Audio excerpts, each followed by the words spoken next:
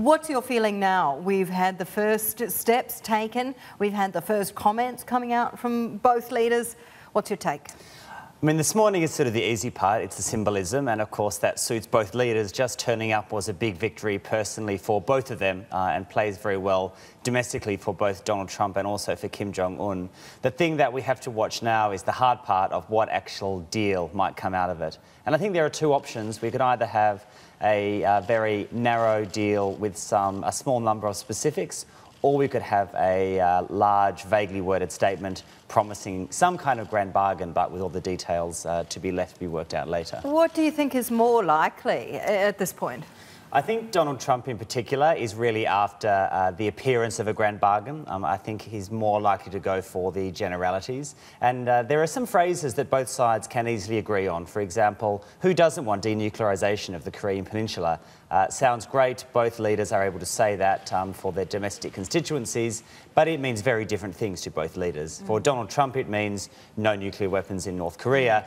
For Kim Jong Un, it means no US troops in South Korea. So they can agree on something without defining it at this stage. Okay, Martin, come on in. Yeah, Simon, good morning. Great to see you again. I think you hit on a very key point here with regards to the definitions. I think from the U.S. position, what they want is to denuke North Korea, the DPRK, period. As far as the North Korean position goes, though, I think what they've been talking about, and they've been pretty consistent about this as well, is denuking the Korean Peninsula.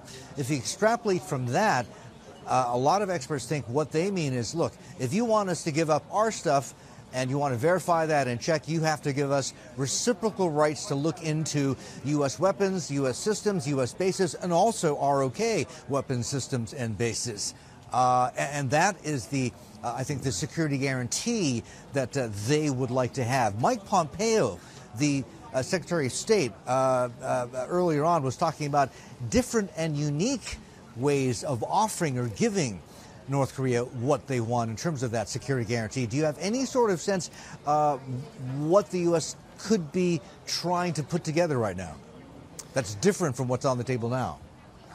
Well, the two things that North Korea is really after right now, one is international recognition, and today they have achieved that to a substantial measure. The second thing they're after is a relaxation of sanctions, and that's probably going to be quite easy for them to achieve at this point. Kim Jong Un is presenting a much more acceptable face of the regime to the world, and he's actually been quite clever, I think, in the way that he has managed his international image. If you consider, that he has kind of murdered his relatives in international airports, and millions of North Koreans do live in impoverishment or in prison camps. He's certainly managed to present a very different face globally.